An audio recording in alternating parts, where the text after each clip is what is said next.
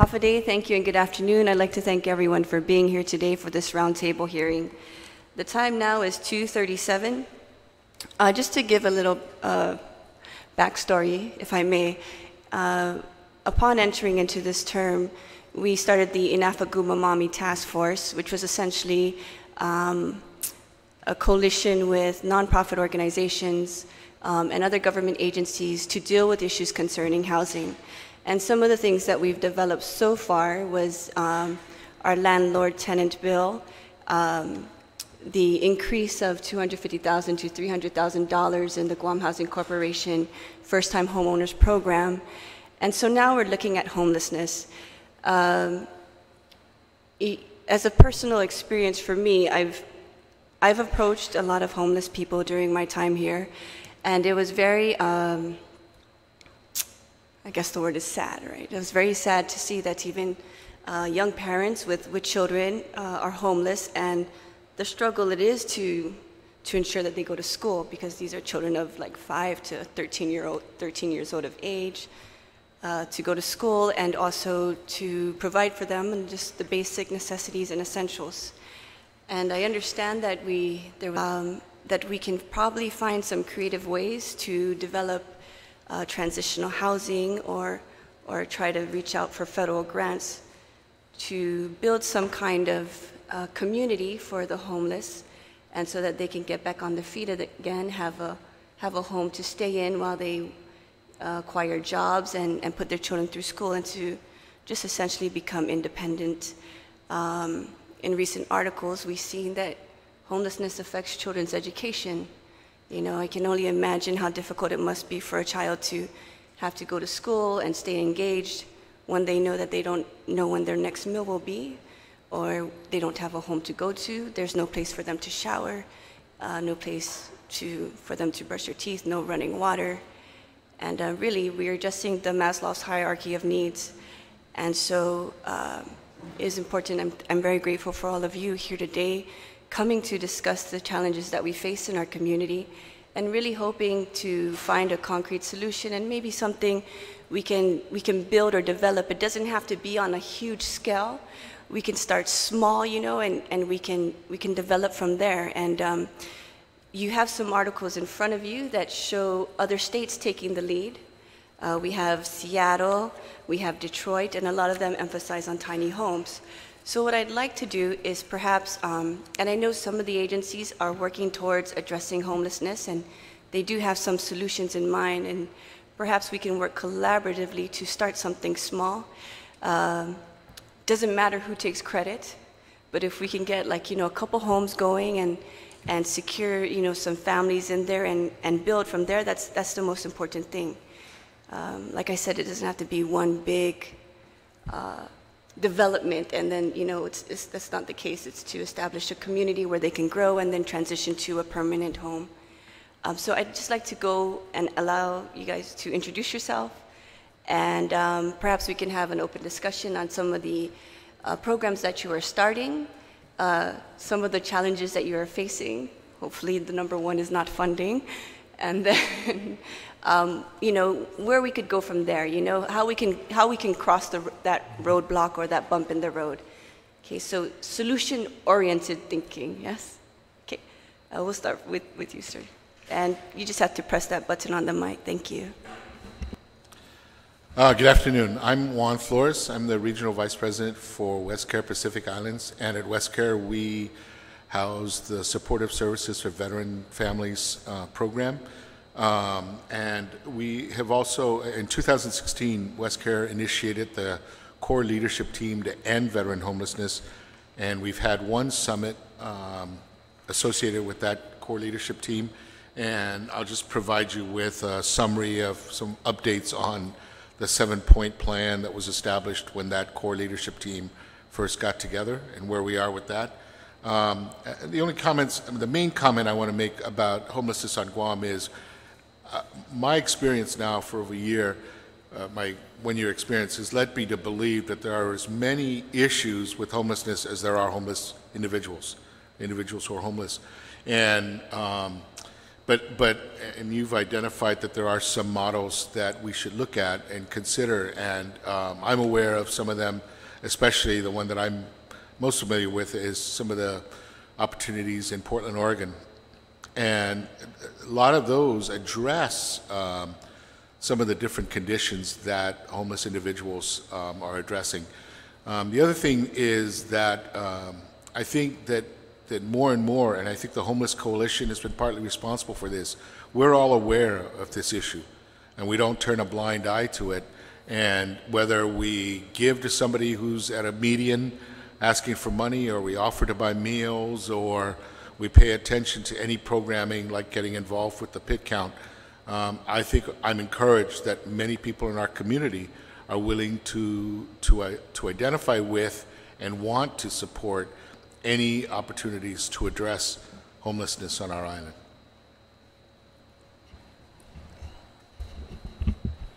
Good afternoon, Senator. My name is John Bloss. I'm with Westcare Pacific Islands. I'm an outreach specialist and veteran advocate with our supportive services for veteran families. And I'm also Westcare Pacific Islands representative to the Guam Homeless Coalition.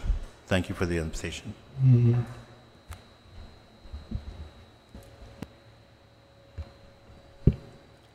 I'm Margaret Hattori Uchima, Dean of the School of Nursing at the University of Guam.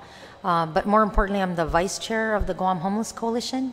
And I've been participating with the coalition. This year was my 10th anniversary doing the point-in-time count. Havade, and good afternoon, Senator. Thank you for inviting us.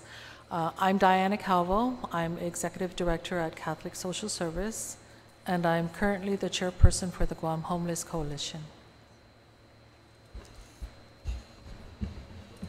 Hi, my name is Angelina Cruz. I'm a Social Services Supervisor with Head Start, and I'm Head Start's representative on the Homeless Coalition. Afterday, Senator, I'm Cesar Villanueva from Guam Housing Corporation, Special Assistant to the President. Good afternoon, Senator. I'm Mike Duenas. I'm the Executive Director for Agora.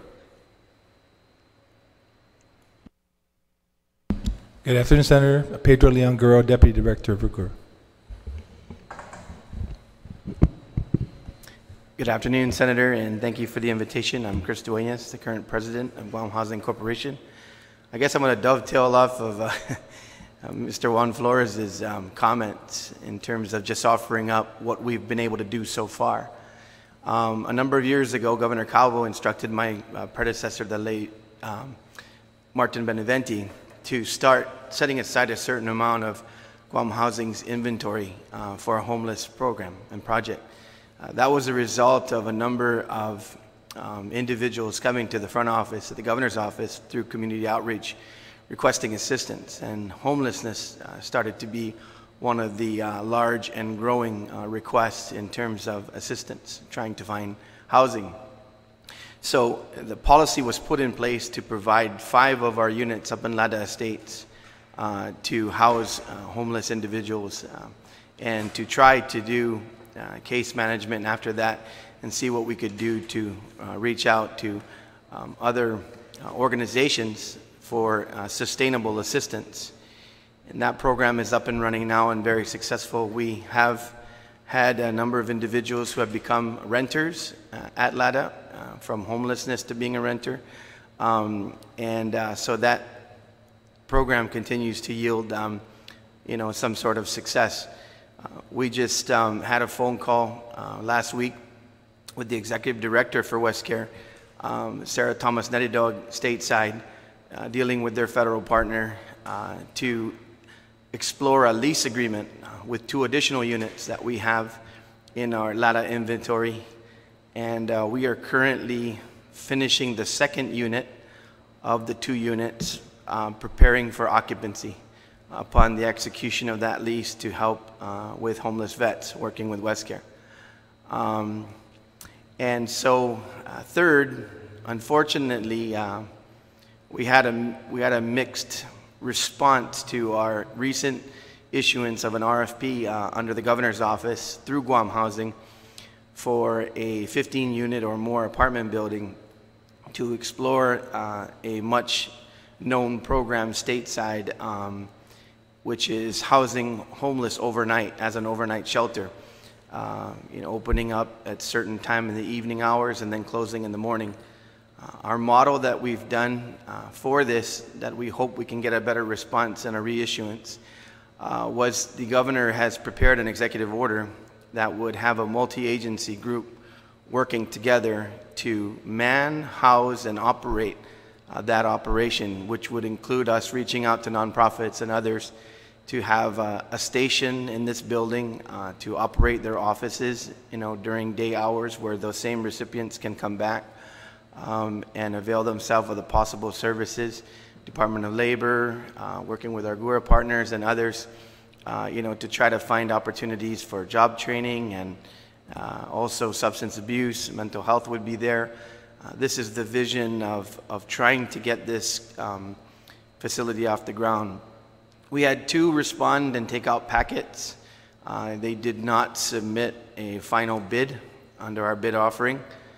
Since then, 2 additional individuals have reached out to Guam Housing to discuss the barriers in the offering and why they chose not to submit, but that they'd like to work with us going forward. So we're going to rethink that, ensure that the procurement authority allows us, we did this all in consultation with Claudia over at GSA, and to ensure that we can engage in these conversations and how that would work in terms of a potential offering in the future. So we're working those details out, and we still think that this model needs to happen on Guam. And so that's one of our focuses at Guam Housing, aside from, of course, continuing to work with you and your committee and the 34th Guam Legislature on the proposed legislation for a permanent funding source for Guam Housing, and this being one of the surrogate programs. So that's where we're at.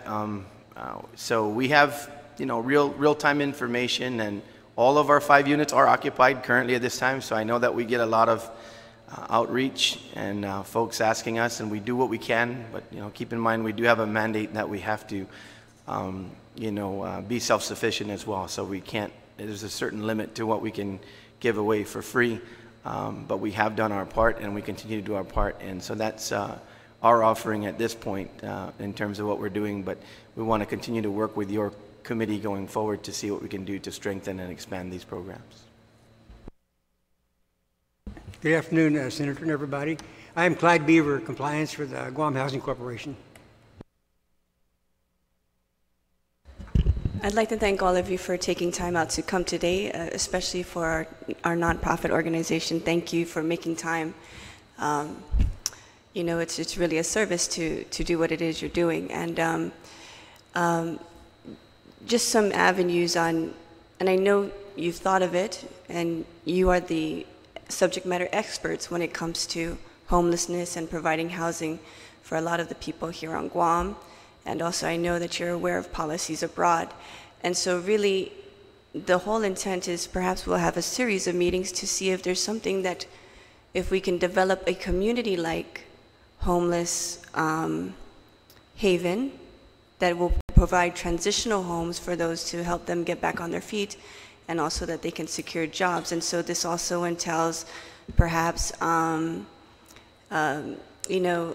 landlord that makes sure that the facility is all, taken care of where they're staying. Perhaps some behavioral specialists that can help people with their, I guess, life skills. Also to develop, job fairs, or perhaps legislation that will require, some of our agencies to, I don't know, this is just an idea, to, assist those, hire those part-time to start out so that they can have a job to secure them, and then they can develop their work experience and move on to something more permanent. And so, I'm curious to hear what all of you have to say. Hopefully there's something that we can take from it and build, and maybe we can really find some kind of concrete solution.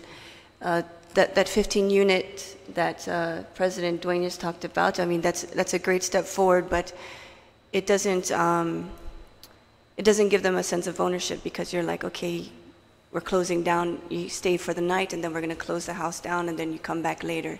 So we're looking for something that gives them a sense of ownership, something that they can say that this is my home, I live here, and this, you know, it's in my best interest. I mean, even some states are charging a minimal fee, like $1 per square foot or something of that nature. And so perhaps we can, Ms. Calvo, I'm most interested to hear what you have to say. You know, the Vice Chair just mentioned that, you know, you've talked a lot about tiny homes, and so, you know, maybe this is something that, you know, that we can introduce legislation to support this move.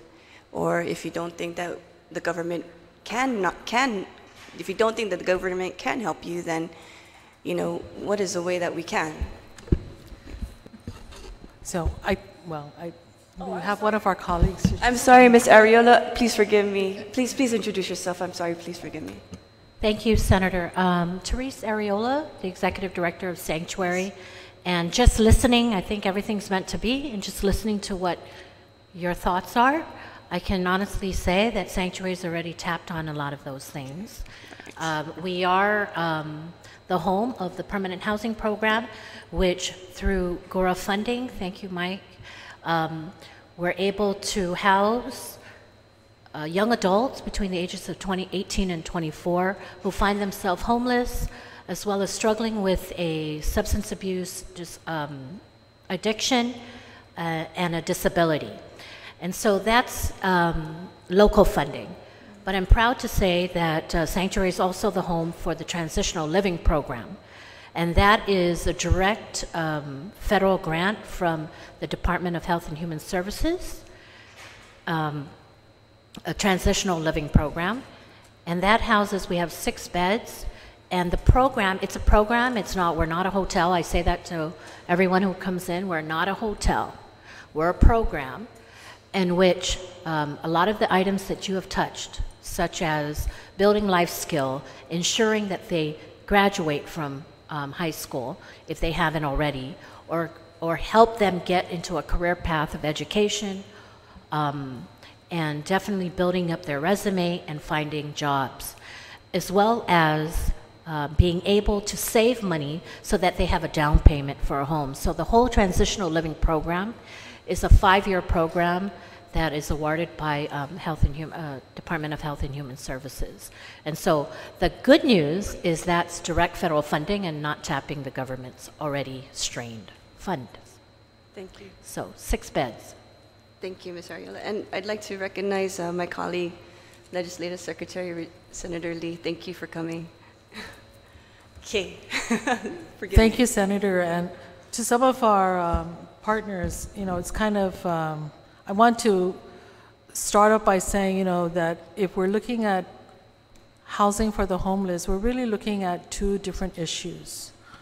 There's the homeless issue, and there's a lot of factors that contribute to the homeless situation of an individual or a family.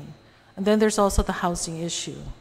And so while one of the objectives when we work with homeless individuals, which includes individuals who live in substandard housing and per HUD's definition are considered homeless because of its inadequacy and its substandard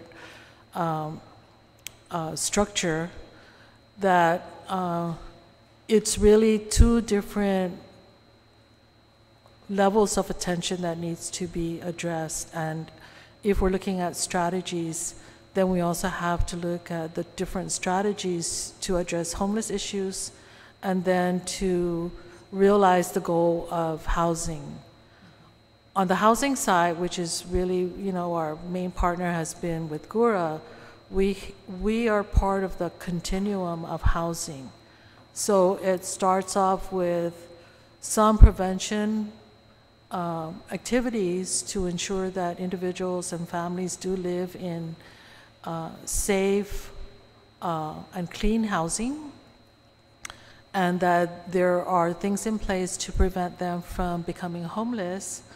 But once they do become homeless, then, you know, part of that continuum may be emergency sheltering, transition housing, supportive housing, subsidized housing, And the end of the continuum is home ownership.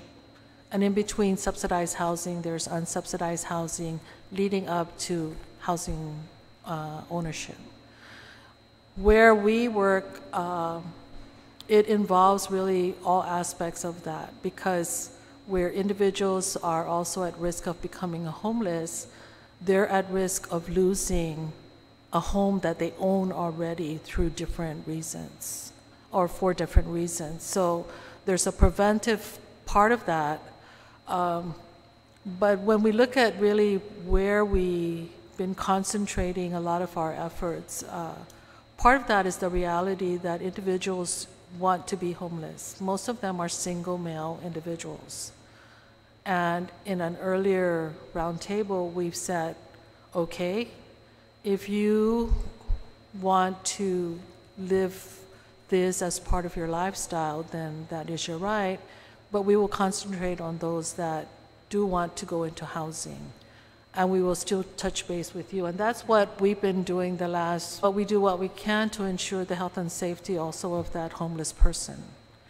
And, you know, even with the multiple outreaches, both at the agency level and collectively as a coalition, I think we've established a good relationship also with our homeless. We also have challenges because in the past, and having come from government where we had all of these public assistance programs and we had lapse monies or whatever, there was a push to get individuals to access mainstream benefits because, you know, we had welfare assistance, there's food stamps, there's a lot of outreach to get individuals to come in and access that to help them improve the quality of life. However, it's also become a lifestyle. And there is an unrealistic expectation from some of the individuals who have relied on government assistance that it will also continue and extend to housing assistance, fully subsidized, with no expectation of work. That's not the whole universe of homeless. That would be probably a small subset. The majority of our homeless clients work, really. They have bills. They have bills that they can't pay, and they are struggling. And for those that have families, you know, they're not able to afford rent. And so if they're in arrears and there's not anything that can be worked out with the landlord, they end up being evicted. And if you're an outsider, such as with our compact citizens, you may not have the kind of support systems where people may take you in, or maybe that has happened, but you've stretched your living arrangements and it's not conducive anymore, and so someone has to leave. And they have really nowhere else to go. And so they will find areas to squat on and make a home there. We would have cases where it's an easy solution. They're working. We give them a little assistance to help find an affordable place to stay. They're able to manage their monies, and the case is closed. We have others where we will have successes and then regression. And, you know, when you have multiple factors such as long-term unemployment, substance disorders, even mental illness or physical disabilities, those are other barriers that make it harder for that individual to obtain employment or improve their employability so that they can get higher pay and then be able to situate themselves. Most of our clients that we are actively helping, their biggest obstacle to housing is the arrears they owe to previous landlords and to utilities. And even with some of the federal monies that have come in through the continuum of care, and even with the emergency shelter grant, you know, it over a long-term period to pay it down. And while they're paying it down, you know, there isn't the kind of transition housing that used to be available because HUD's priorities also change. And we try public assistance with school exploring other options. But employability and the marketability to get a job, even if we say, you know, employers may take anybody who's willing to work, but it's also, we're finding an employer's market. And, you know, they're not going to look at the person that has no diploma, no skill, no work experience when we have college graduates who are looking for a job. And so, you know, any job, if I have a college graduate over a homeless person with, you know, all of these barriers, that employer is going to hire that college graduate at the entry level. So that's the other challenge. It's not any one solution, really. Housing may be one answer to that, and we've been successful in getting people into housing, but keeping them in housing is the bigger challenge. And that's where, you know, the case management services, the follow-up, that is what is really important, because, you know, if a person has completed a drug treatment or an alcohol treatment program and they're, you know, released, they're going to have to still be followed up. They're going to need support to check on them, make sure that, you know, the stressors are not so bad that they don't know how to cope with it and therefore, you know, have to turn to alcohol or drugs to deal with all of the stuff that they're having to deal with. We've had an individual, as part of the second chance law, you know, we took a chance, and he had outstanding tickets, and we require a traffic clearance. So when he went to get a traffic clearance, he was detained because he had outstanding tickets. So, you know, those are some of the challenges and the experiences and the outcomes of trying to help individuals, because things catch up with them. So, you know, this is our life, if you will. When you add in subpopulation issues of, you know, veterans with PTSD and alcohol or mental illness that, and they're not compliant with their medications, domestic violence victims, it's a little bit more complicated, because then, you know, sometimes there's psychological appointments that have to be made, getting people to be taking their meds, that's the biggest challenge. There's pros and cons to the client. You know, if I take the meds, I'm a zombie. I don't know what's going on. I don't want to take the meds because, you know, they want to be able to live, in a sense. We work at the level of the clients, and yes, we have our success stories. We've gotten people who got them a job. We got them into housing. They went through the continuum of housing services. You know, sometimes they have challenges that may affect their keeping their job, you know. But we've had a good group, and we've had to think outside the box, Senator, because GURA is not an option anymore. It's there, but, you know, when you're maximized and you have a waiting list, it's not an option when you're dealing with somebody on the street with a newborn baby. And, you know, so GURA is not our #1 option anymore. Although, if we hear in the grapevine that somebody got evicted from public housing, you're going to have, you know, your case managers make a beeline for that application so that we can be the one to take that slot. But, you know, that's the competitive part of it. But it does mean that we have to be on our toes at all times to avail of the limited resources that does become open in order to slot our clients respectively. So they have a set, we have a set, you know, and then where we have joint clients, then, you know, it just means you have 2 or 3 other allies that can be at the B line, be number 1, 2, and 3 on the, to advocate for that one public housing slot. Oh, yeah. It's funny how like the initials, everybody knows. Yeah. Sorry, Senator, if there are other stakeholders that wanted to join the table, please come on over. Lots of seats available. Those are several of our planners from GURA. Yes. Let me address a few things that some of the previous speakers have touched on. Right now at GURA, we're moving in several fronts when it comes to the homeless.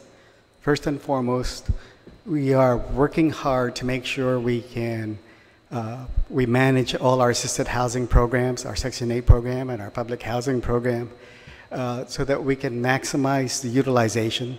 We're actually struggling to make sure we're at 100% occupancy all the time.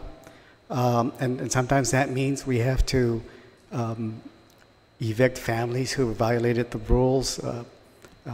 They've allowed themselves to have their utilities disconnected, which is one of the primary reasons for being terminated from GURA. So we're working to make sure that our resources, our subsidized housing, are utilized as much as possible. Secondly, we've been working with the private sector and developers to get as many affordable housing built through the low-income housing tax credit program. Between the tax reforms and the H-2 labor issues, we're ground because of the H-2 worker issues, as well as the effects of the tax reform, which means they, instead of getting 90 cents on the dollar for the tax credits, they're looking now at 80 cents on the dollar. Sorry, Mr. Duenas, you said 110 units total? It's two different projects. One is in Tolto, and the other one is in the Lada area. I'm looking at 110, but I think it's probably more like 100. It's 66 in one and 50 in the other. So we're looking at 116 altogether. And we're looking now at about 20 million for each development, financed through the tax credit program. The other thing we're doing is we are maximizing our competitiveness in the continuum of care grants. We compete against over 400 continuum of care organizations across the country. We've been averaging about $1 million a year in awards. And all that while HUD has also been changing their priorities, moving from chronic homeless individuals to try and focus also on veterans. And so we're, with our partners, Catholic Social Service, I believe Sanctuary also is involved, West Care, we are working to ensure that we can maximize what funds we can get out of the homeless grants. We're also looking at what we're doing with some of the local resources that were available to GURA. We've renovated 5 of the old teacher staff housing in Jigo, and now West Care is managing that for their clients. 5 of the teacher staff housing in Dededo are being managed by Catholic Social Service as a transition housing for families in their Guma San Jose shelter. So we're looking at that. We're doing what we can to maximize what's available to us, but we're also looking at ways to find other solutions. There are a lot of families living in substandard housing that, using HUD's definition, are not homeless. But the reality is when the storms come to Guam, they're the ones that fill up the shelters. So we're looking at ways to address that. And one thing that we've been looking at is how to build upon the experience the government Guam had with the Sagan Linazan project, better known to people as the dollar homes. What we're looking at is basically taking the tiny home concept as well as the some of the designs that came out after the tornadoes and storms on the mainland, where they came out with a small design, a house that is maybe 400 to 700 square feet that can withstand strong winds, but build that, take that as the core, and then allow the families to expand using less costly materials other than just plain concrete. But if a storm comes, they can then retreat into the core that would be built with concrete. Yes, so, but safer. Yeah, and these are discussions we had with Martin Beneventi in the past, and we've actually looked at some areas that could be used for these kinds of developments of, say, 10 to 15 houses. Unfortunately, they're all locked up in the Chamorro Land Trust. So we're looking at vacant properties near Lada Gardens as one. There are some vacant properties on the backside of Sagan Linazan that could be available. And then there's also Asadas up in Jigo, or half of it is in Jigo and the other half's in Dededo. So if we take that approach, we could start addressing, take the Sagan Linazan model and improve on it and build up on that. So those are some of the options that we've been looking for. But each time these discussions have come up, we've basically hit a roadblock with the Chamorro Land Trust. And it is expensive to buy land. They won't let us have it. We cannot say we can build only for Chamorros because we cannot discriminate against on the basis of race. And until this issue with land trust is resolved, we can't even go in there. We've tried, we've actually successfully renovated a Chamorro Land Trust house, but that was because it was the individual already had a leasehold and needed her house renovated. And it was one of those rare land trust properties that actually had a registered map. And so we were able, entering an MOU with the Chamorro Land Trust to renovate that family's house. But we can say we want to pursue some of these programs, but buying land is very expensive. We spent $1 million to buy property for the police station that's being constructed up in Sinajana. Given that the operational needs of the Guam Police Department, I think that's money well spent. It does meet their operational requirements. So we can have more better estimates in terms of what things would cost and how we could build things, how the programs can be structured. But even these families will need some type of case management, home ownership education and counseling. That's the other area that we're building our capacity at Gura is housing counseling, so that we can educate the families on the responsibilities and the options available to them, and how to be a successful homeowner, so you don't end up losing the house 5 years later or 6, 7 years down the road. Okay.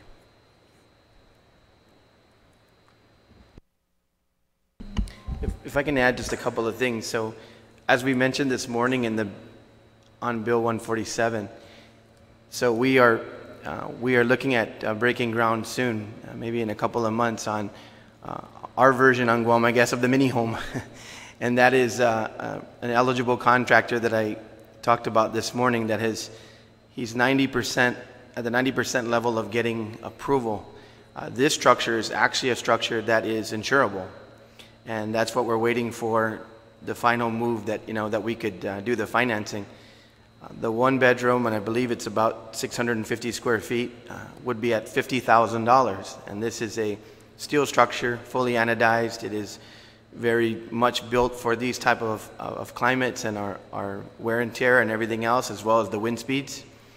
And so this house is expandable out to 4 bedrooms from its basic model, and still will come in less than $100,000.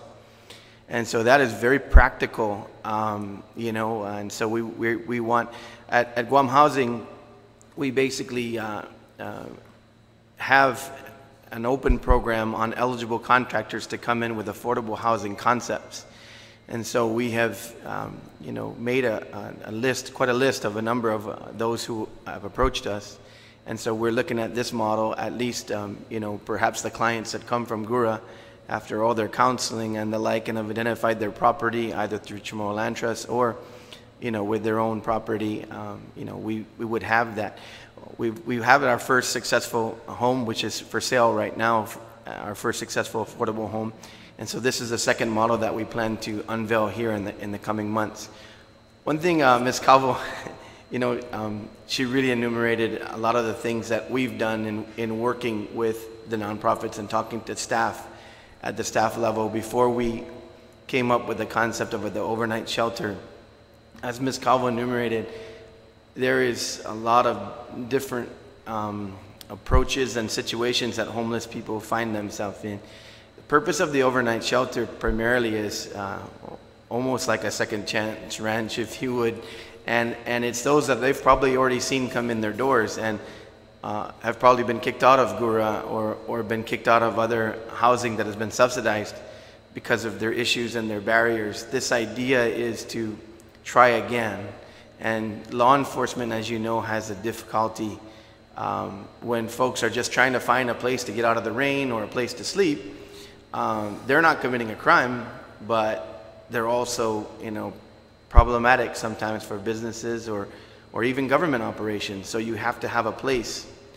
I just wanted to reiterate what the concept was of the overnight shelter was. We know that that's far from any type of long-term or permanent solution, but it's to try again and to get those folks in the nonprofit world to come again, and the government world and everybody else's world, to see if we can reattach to these clients and try to help. So I just wanted to expand on the reasoning behind wanting to develop that shelter.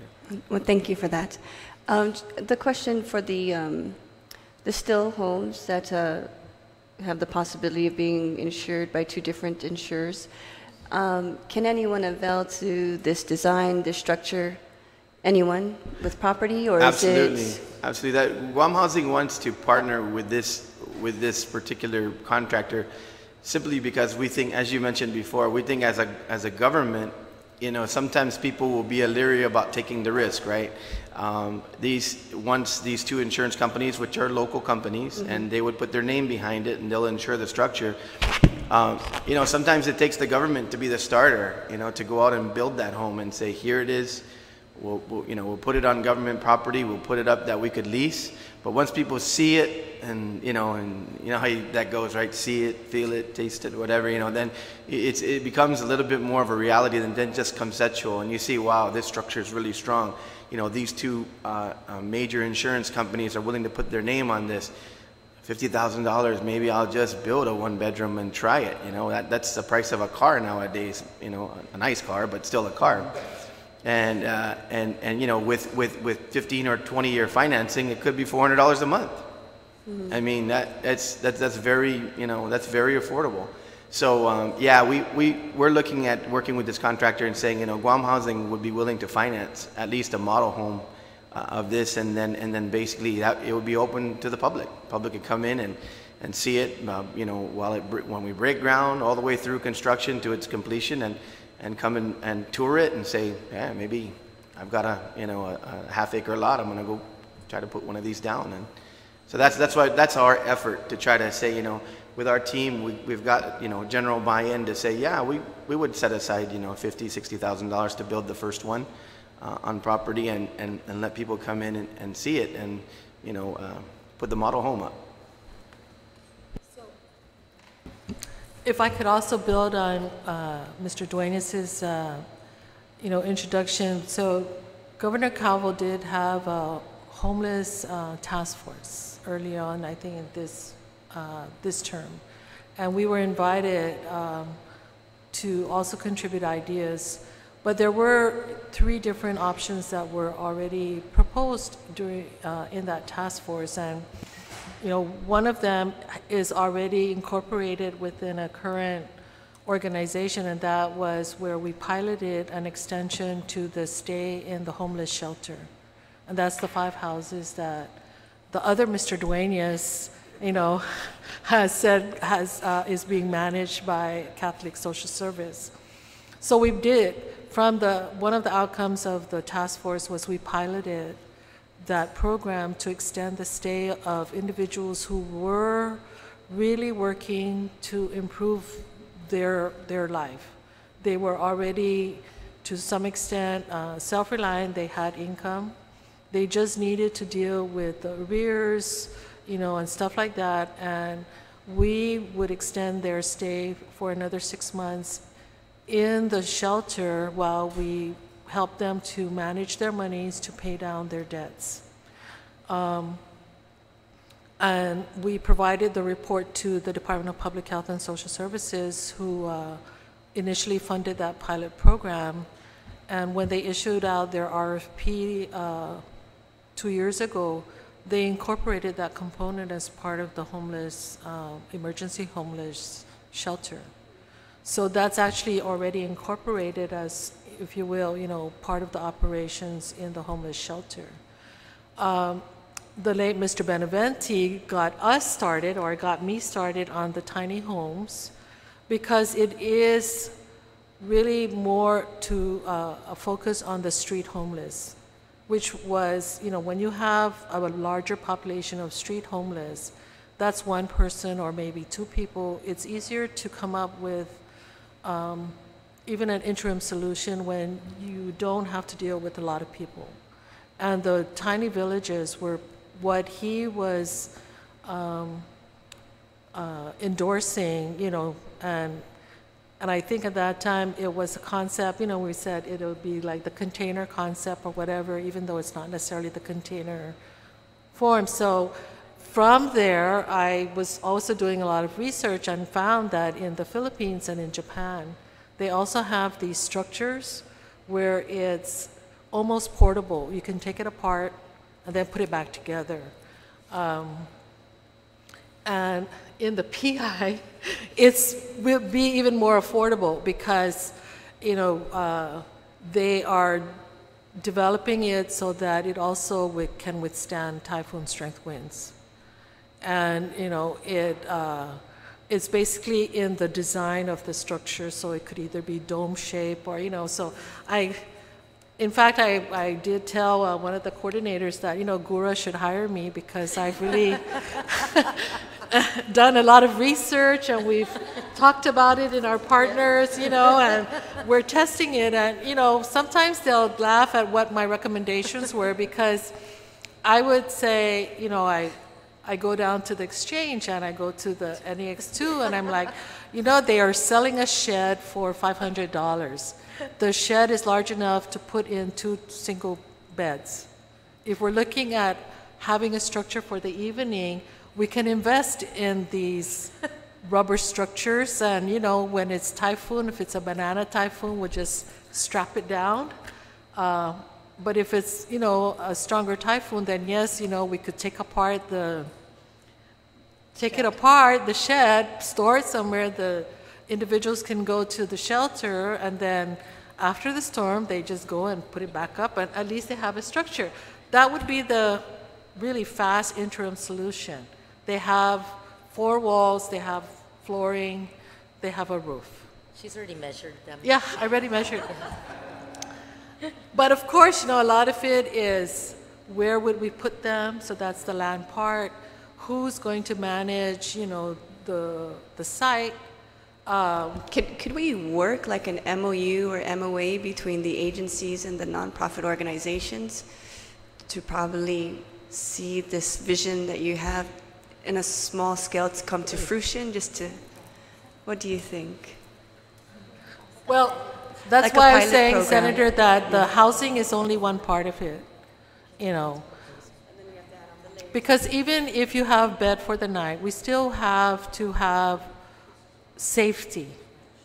So, individuals who start drinking, happy hour at 11 o'clock in the morning, by the time evening comes, they're not in any condition really to meet the rules, even for overnight beds. Well, perhaps, that's the reality. Yeah, so perhaps, the area, if we can somehow acquire land, the area that the agencies and the NPOs would work together, they would have rules and regulations in place just to try it out. Yeah, we can pilot that, but I'm not sure, because we have street homeless. Yes. That's the ones that, is the visible part right. around the island. Substandard homes. And they're the ones that sometimes are a nuisance, but some of them are not. Probably most of them are not, which is why some businesses allow them to hang out there, because they really don't cause any issue with customers that come in and out. So they hang there, we know, right, and we visit them, but they're not ready to be housed. But how about for those that perhaps might be? Well, right, and that's why it's so complicated. So, we're asking about the drop-in center. And so because especially the ones with the families. Right, exactly. That's what Guam is. That's what we're lacking. I think all the agencies on the table and everyone in the table is doing bits and pieces of where they can help. Guam Housing, GORA, the Homeless Coalition, Sanctuary, West Care. We're all trying. We all have our niche markets, and we're all trying to help in the housing issue. But for the public, as Diana mentioned, for the public, what you see out there, the perception is that homelessness is rampant because you have a lot of what never used to be on Guam, visible homeless people who are making their homes in corners and very visible. So one of the things in attending a homeless conference in the States just recently is that the need for every community to have a drop-in center, which Guam does not have. That's what you call drop-in center, but it's a 24-hour, you need case management, it's just not the structure. Structure is probably the easy part, finding a partner to rent or to do a drop-in center is one thing. But the concept of the drop-in center is to get them into a safe housing overnight. It is not a permanent fix to their housing issues. And that's one way of ensuring that, I'm sure some of you here or all of us here, our hearts go out when we know that little kids are in the corner. And then you're thinking, it's going to rain tonight, where are these people going to be housed? So it's the lack of a drop-in center in Guam's jurisdiction that we don't have. And so, but that's just for the getting them in safely, but like Diana said, there's rules. You can't be drunk, you can't be disorderly, there's a time to check in, and there's a time to leave. And then of course, but the nice thing about the drop-in center that's designed, that we can design, or Guam can design, is that we can ensure that service outreach is affordable right then and there, so that, if they want to see a doctor or, we'll be close to them. We can house these one-stop efforts, if you will, in that drop-in center. So what it's called a drop-in center, and I think that's what Guam's lacking. But the question is, you cannot force people, right? So the big question is, are the people that are homeless, that we see out there, that our hearts bleed for all the time, do they want to be housed? And I have a situation where a transitional living program allows to accept mothers with children. So a homeless individual came to our path, and we were able to assess, and they qualified. Mother and child. Stayed with us for 1 day, second day, left. Can't force people to stay. We did an outreach to them. We found her like 3 days later, and we asked why. And really, it's because some of it is just because that's what they know. Because again, Sanctuary's transitional living program requires some milestones to be met, right? You know, you have to, we need to set you up to make sure that you're, you know, you go to school, you get your GED, get your high school diploma, and some people choose not to. So in choosing not to, they get disqualified, just like some of the housing programs. There's certain qualifications or do's and don'ts, and they don't do it, and they disqualify themselves. But in her case, in this mother and young child's case, she went back to her family, who she was homeless with. So I think the guilt of taking care of herself and her child was one thing, leaving other families behind. So another gap in services in home that I've seen is servicing families, like keeping families together. You know, we have beds for different people and different portions of our population, you know, youth, women who are abused, but does Guam have, and I'm sure we do, and I'm just not aware, adequate amount of housing for homeless individuals, homeless families, not individuals, families. So that's one of the gaps. So emergency drop-in center is an obvious gap. Wouldn't it be wonderful if we had one and everyone on the streets at least went in at night so that our streets and they are also safe? I wanted to say that that's kind of what Guma San Jose is already doing, because they have, as part of their shelter, they have several shelters, and I'm speaking when the person is right here, but their shelter in Dorado is geared towards women and families. The problem is that there's not enough space there.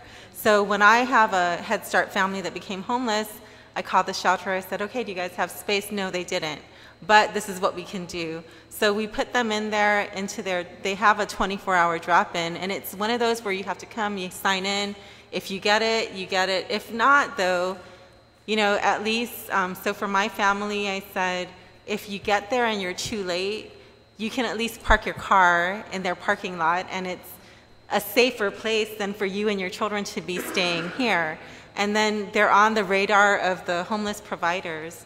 So what I would say is that as a coalition, we do look at all of these things strategically, and Gura is very good, our counterpart who comes in and helps us. She's very good about keeping us on track and making sure that we're following the changing priorities of HUD. And if you look at our strategic plan, we follow those HUD priorities, and the upcoming one is focusing on children and families. So we're very much aware of that, and part of like what Mr. Duenas was saying is that we're constantly, as part of our ranking of those grants, we're constantly looking at the performance of these programs and the changing trends and how we can better address the new things that are coming up, the new things that we're seeing. So although we have this wonderful program, no one is really accessing it because of these barriers. So how can we reprogram those little available funds we have to make better use of it? And a lot of what I hear people talking about here, we're already doing in small pockets and in small ways.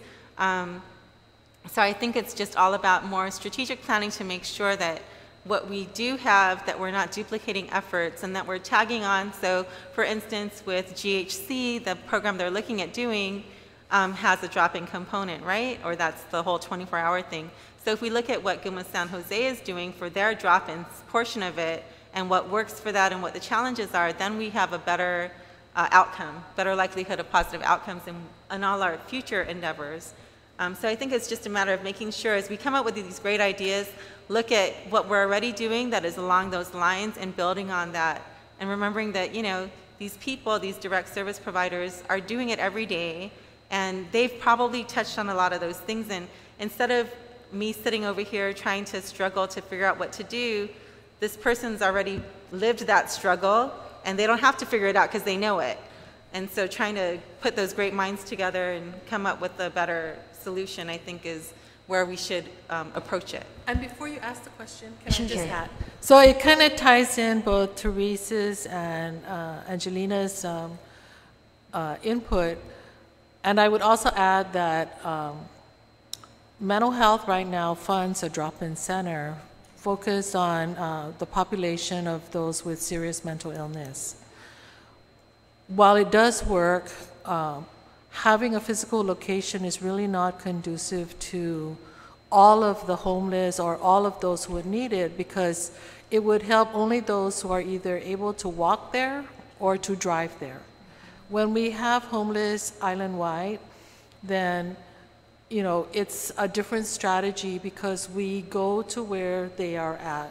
And a lot of families right now, even though our shelter is in Derrida, if we admit them to the shelter, but they're at Guma San Jose, but their kids have been registered to Talafofo Elementary, we drive them to Talafofo Elementary during the stay at Derrida. And so, because we do not want to disrupt that family, because their stay is only 60 days, we try to come up with options to get them back into their village where they have family, but they're not able to room or stay with family. So we do not disrupt what is already in place. If there's a need. If there's a need. Yes. Right. Transportation is one of our support services. And we, so every 3 years I need a new car because we're like mass transit. And we're not on demand. We do have a schedule, but when we have a new family, it changes the schedule because of where we need to do the transport. We do that also with our alley children and our alley women shelter, because they're in the shelter for that period of time to rest, if you will, in a safe environment, reconnect, collect their thoughts, figure out something. We will provide the support services and the case management to help them look at other options.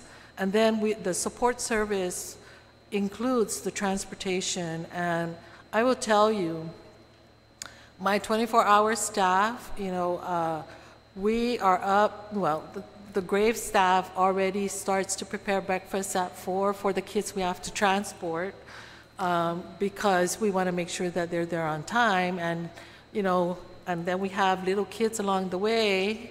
For some days or some periods of time, it's like we have someone at Jose Rios in PD, and then we have someone over at Ocean View. So we try to come up with, if we drop you at a bus stop here, then you can ride the bus that will take you to, so there's really, it's a lot of planning, a lot of coordination. We don't just, do the work, because we don't, if we only have 2 cars at the shelter, we have to manage the transport services. But that is what we do. And then when we're able to come up with a solution where it puts the individual back in their village, then, that strengthens that family to know that also they could, rely on us to support them without having to disrupt whatever is their routine. I think I just want to comment on this because the transportation issue in our island continues to baffle me. And one of the thoughts I have right now is if Catholic Social Services is able to do this for these families, maybe the funding for the mass transit should go to them and have them figure this out, because they're obviously doing it on a small scale. We actually have an oversight hearing for GRT in the next few days. So if you want to, I would just take the money and give it to them right now. If you want to offer that testimony, we stand ready to receive it. We give some of our veterans some vouchers for mass transit. They're worthless because they don't have the access to it. But that's a side comment. Diana mentioned earlier that our second issue is housing. The availability of housing that's maybe affordable, even if it's rental units. When we rewrote our application, we were able to highlight the fact that our partnership with GURA provided some housing for families, for veteran families, but we still had to identify, and I just went to the MLS online, and something like, these numbers I'm not sure about, but for single-family homes, there were maybe, 1,500 of them that were listed. Of the 1,500, maybe 10 were less than $1,000. For apartments, there might have been, a couple thousand on there, maybe less than that. But of that, maybe 25 were less than $1,000. So the VA doesn't like us to use the term transitional housing, but if there are tiny homes to be built, or if there are communities to be built, apartment rentals could be a form of transition, even if it's for a year. And in GURA standards, that's permanent housing, right? It's not considered transitional if they're there for a year. That'd be great. But what if they can't find something affordable for a year? And then if they were going to get to an apartment or some kind of housing that's nowhere near, and I don't mean just a mom and pop store, but near a reasonably priced supermarket, then they're out of luck, which brings us back to the transportation issue. I want to just throw out 3 thoughts about the idea of housing. One is, and I talked to John about this today, about a couple of our clients, this notion of, I wrote this in a grant proposal recently, we used to have a culture by which we housed people who were out of luck. I know when I was growing up, my family did that. And there are reasons why we can't do that now. A lot of it is financial. When a family of middle income range can no longer afford to bring another person on, is that something we can work on? How do we use our culture to enhance opportunities so there's some kind of a fostering for families, but maybe providing some support to those families so that it could be livable to have somebody on your couch or in your garage. I think we had one client. That's one area. The other thing has to do with the idea of the transitional housing in terms of apartments, that we need to take a look at that so that when GURA has a program or Guam Housing has a program that eventually leads to ownership, there is a transitional place where they can do that. The third is pie in the sky. If you get to the level of nerddom as I have, there's some great TED Talks on architects who've designed multi-generational and economically diverse housing complexes. And I'm very selfish about this. At some point, I want to live in a community where younger people might help me in some ways, and I can also help them. I'll tutor their kids in math if they'll take me to the doctors, right? Or something like that. Or I'll cook for them if they'll make sure my dog is watched when I have to go on a trip, or whatever it takes. But I wonder if we need to start getting creative about creating our own little villages, again, multi-generational and economically diverse, so that if I were somebody who was very irresponsible financially and lived with a family that was doing very well, then I could learn something from them. And then once a week, I'm going to have dinner with them. I might cook for them or they'll cook for me, but form these communities and maybe get creative about how we want to have, one of the things that bothers me on Guam right now is the number of gated communities on our island is increasing. I understand what that's happening, probably because of crime, or we don't want those other people coming into our neighborhood during trick-or-treat, or whatever it is, the reason they're doing it. But we need to be very careful, because that's going to change our island very quickly when we increase the segregation of, and I brag to people that there are some places on Guam where you'll have somebody who's a multimillionaire living next to Section 8 housing, or at least down the street from Section 8 housing. We should continue that. And we should focus on who we've always been as a community, rather than retreat to what's good for individuals, us as individuals or others as individuals. So those 3 things, the idea of figuring out how families families can support their friends or relatives who are in dire straits in current housing. Secondly, to look at some transitional housing. And then third, look at these, I call it pie in the sky ideas of multi-generational and economically diverse housing. But I'll keep saying this, somebody's got to lose sleep over transportation. And just hearing Diana talk about how they've managed this, give them the money. Well, I just want to mention about transportation. So most of us who have housing or shelters, transportation is a big issue. So every single program at Sanctuary has vans. Our drivers need to be C licensed, And so, staff takes the test, and so they're more marketable. Hopefully they don't leave sanctuary, but they're more marketable when they do because they have C licenses. But transportation is a big issue because all of our kids and our residents who live in all of our programs, shelter programs, have to be shuttled, if you will, to and from appointments. So who does that? We do shuttling. So coordination is crazy. Our kids are at 4 o'clock in the morning. We have high school kids in the co-ed emergency shelter, and they have to be woken up at 4 in the morning because we may be located in Maimai, but we don't want to disrupt. Not losing sleep over it. We have people that can get a job. We work with Department of Labor, and they have stories of people that they, one of probably CSS or Lighthouse Recovery has gotten them off the street, off drugs. They're clean and sober. They can't get to work. We've heard stories. Yeah, we get them a job, they can't get to work, or they have to walk to work. And who is going to walk to work every day? They're going to end up quitting their job, or they're going to be late. Just too many barriers. And you're right, I don't understand why this decade we can't even get any better in terms of transportation. And part of it is the attitude that I think we're losing the caring aspect of our culture. Maybe we just think, oh, it's too bad, it's somebody else. But these are people that want to get jobs. And the coalition has been very frustrated because, yes, there are those people that don't want to be helped. And so we do outreach. We really firmly believe that some of these individuals, when they're ready, they will come to us. So we have outreach teams. We go out periodically. And she's right, we have a relationship with them. And we've been able to reach people maybe after 2, 3, 4 years. I'm a patient person. We can see these people, but our goal is that they don't die on the street and that they don't die alone.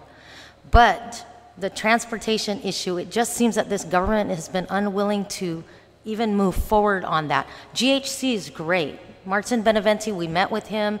He really advocated and the whole idea of the affordable housing.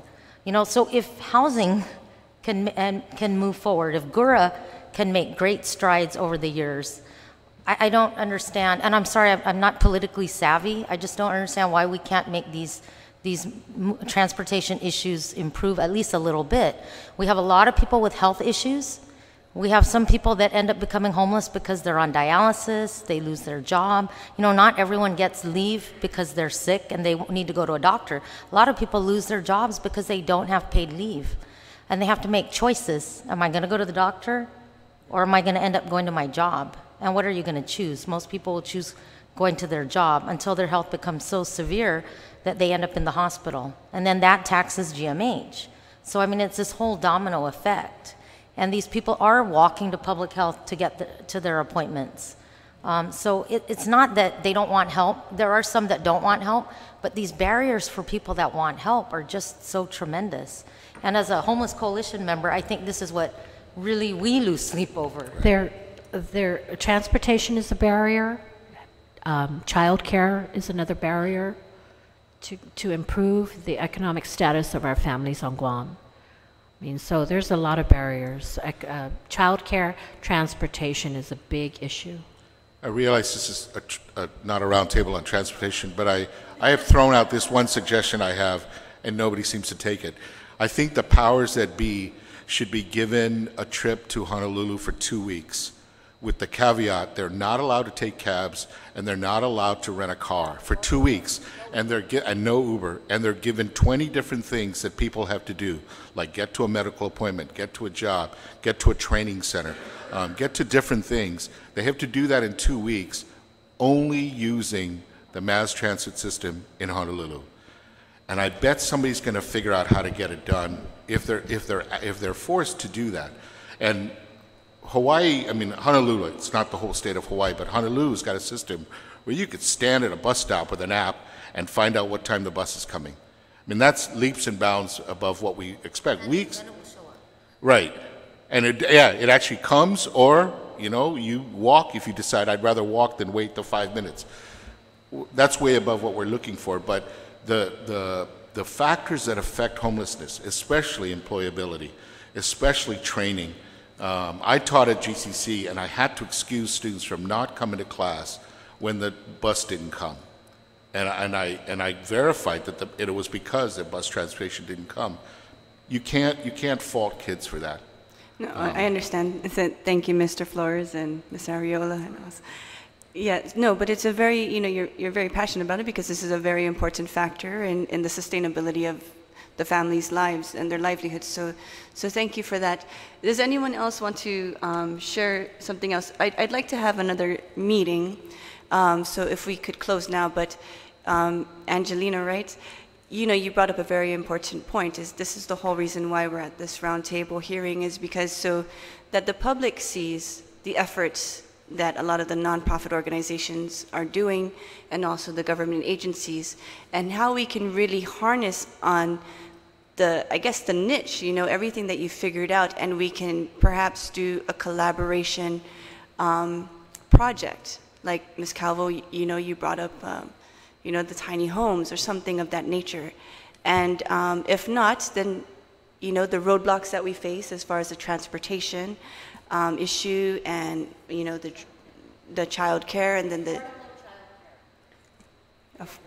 Ms. Ariola said affordable child care, just so the public can hear.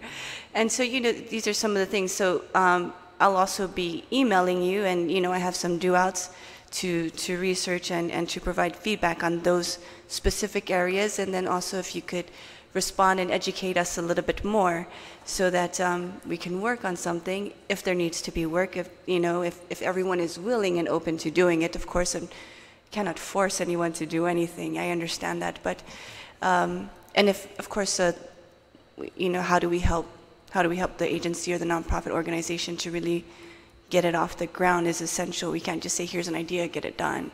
No, we have to make sure that the support is in place also to make it a successful movement.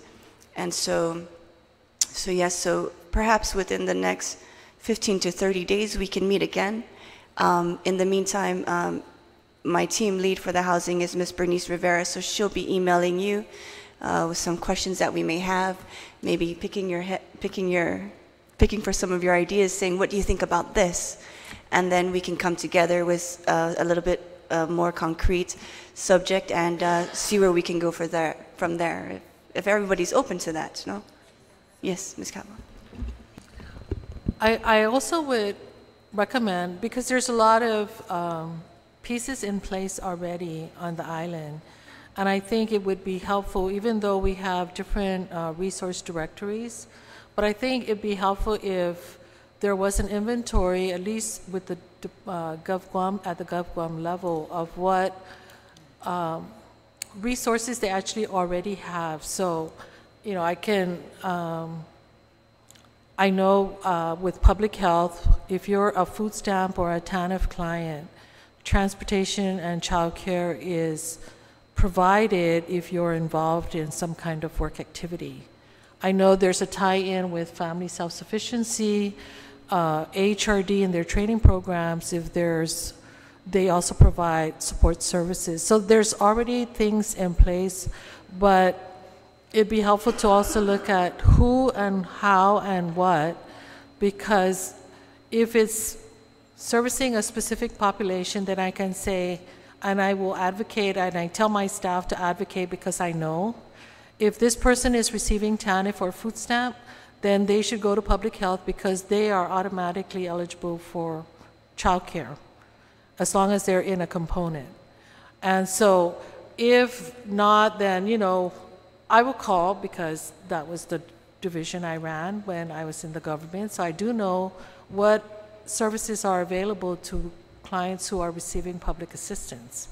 And there is coordination so that if my client is going through skill training down at HRD, I either will pay for it so that HRD's money can pay for someone who is not a TANF or a food stamp client.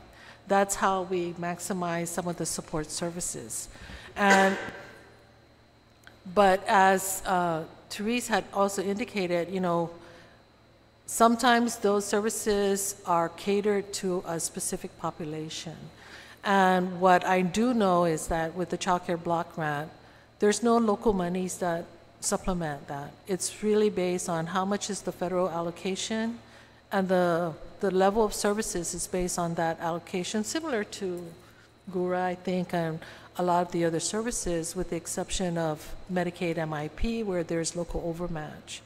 And my sense, my anxiety is that if GovGuam is going to have a payless payday predicted in March, as a service provider, we know then we probably will not be seeing any reimbursements on our invoices, delayed from what we're receiving right now. So we're having to also prepare ourselves, to figure out how do we still perform our mission work if we decide we don't want to be a contractor, because the government is not going to be able to really compensate us in the manner to help us survive also. So it does have, a lot of residual effect, when things happen at the government level. We haven't really fully developed our community-based services, so that could be the tie-in. And we have others that we're trying to bring in, we're a Catholic organization, and I have been trying to encourage our parishes, to have a food bank, so that if a person comes in, from their village, at least give them some canned food so they don't have to go all the way up to Barragata Heights or Tizen, but there's a lot of things happening on that level also. And, but, it's like you just need one shelf, and that will be your food supply, but that's how we can extend the help. And that's really at the village level, it's really building on Juan's premise that, if we're a culture of taking care of our own, then let's do it, the Chamorro way. We've been really just inundated with the Western way, and that's how we're thinking now, and that's how a lot of people are thinking now. But really, if you look at the islanders, it's dry season. I'm going to sleep under the coconut tree. Hopefully there's no coconut, and I'll be fine. And so if you're fine, we're fine. But if it's raining, then people are going to be looking for shelter, and they're going to be looking for night shelter, because if it rains at night, we're all going to get wet. I mean, that's kind of like the concept. There's no bus to take them to Dedido. And there's no bus to take them to Dedido. So, well, the inventory, I think, will at least give everybody a picture of where things are, what's the levels, because with the president's proposal for 2019 budget, there's going to be cuts to mainstream services. And we don't know, it's supposed to be over 10 years, but if they're going to be making cuts, I'd like to know at the government and agency, how are those cuts going to be made, and even on food stamps, they're proposing half of your benefits is going to be, Quest card, and the other half is going to be commodities. Yes, I saw that. Yeah. And so that's flashback to, the 60s and early 70s, where all of those were delivered to the mayor's office, and then individuals came and picked up their boxes. Yeah.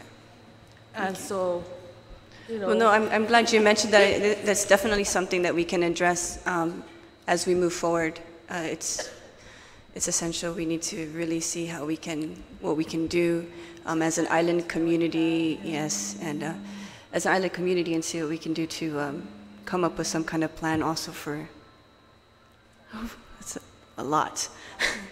But I think that all of us at this table are committed to doing the work, And so I will be emailing you, and perhaps I'll be calling you, and see what we can come up with. And it's okay if we start small. Like I said, we don't have to do something like big, but maybe even just like a model of all the different agencies and the work that they're doing, and the NPOs, the efforts that they're doing, so we don't duplicate efforts, like you said. All right. Thank you very much, all of you, for being here. The time is now 4:04 p.m. in the afternoon. Thank you, and have a wonderful day. God bless.